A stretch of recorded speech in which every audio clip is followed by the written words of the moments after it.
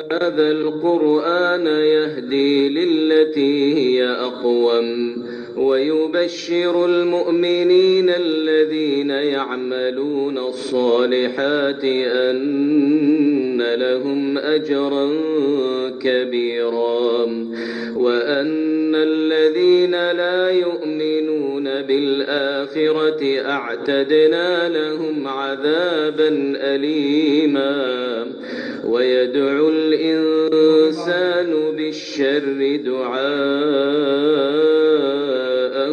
بالخير وكان الإنسان عجولا وجعلنا الليل والنهار آيتين فمحونا آية الليل وجعلنا النهار مبصرة لتبتغوا فضلا من ربكم ولتعلموا عدد السنين والحساب وكل شيء فصلناه تفصيلا وكل إنسان ألزمناه طائره في عنقه ونخرج له يوم القيامة كتابا يلقاه منشورا اقرأ كتابك كفى بنفسك اليوم عليك حسيبا من اهتدى فإنما يهتدي لنفسه ومن ضل فإنما يضل عليها ولا تزر وازرة وزر أخرى وما كنا معذبين قرية أمرنا متر فيها ففسقوا فيها فحق عليها القول فدمرناها تدميرا وكم أهلكنا من القرون من بعد نوح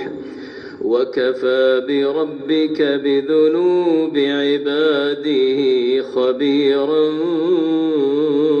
بصيرا قليلا لقد أضلني عن الذكر بعد إذ جاءني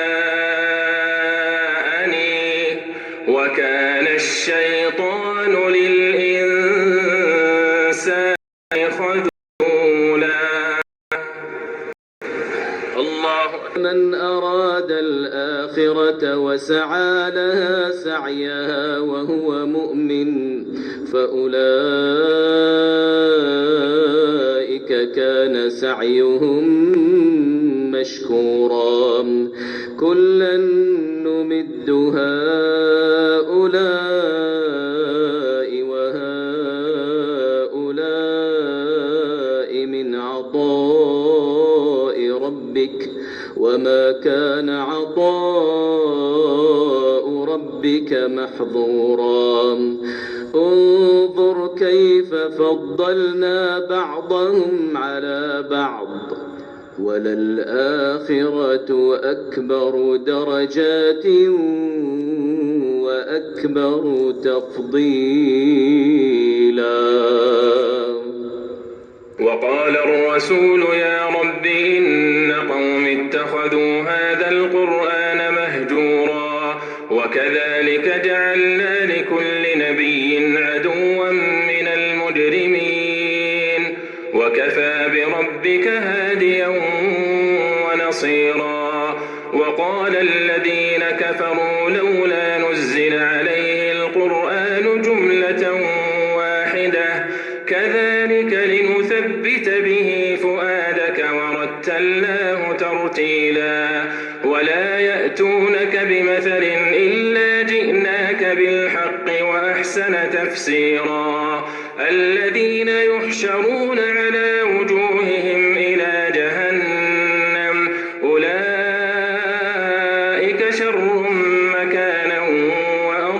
سبيلا. ولقد آتينا موسى الكتاب وجعلنا معه أخاه هارون وزيرا فقلنا اذهبا إلى القوم الذين كذبوا بآياتنا فدمرناهم تدميرا. وقوم نوح لما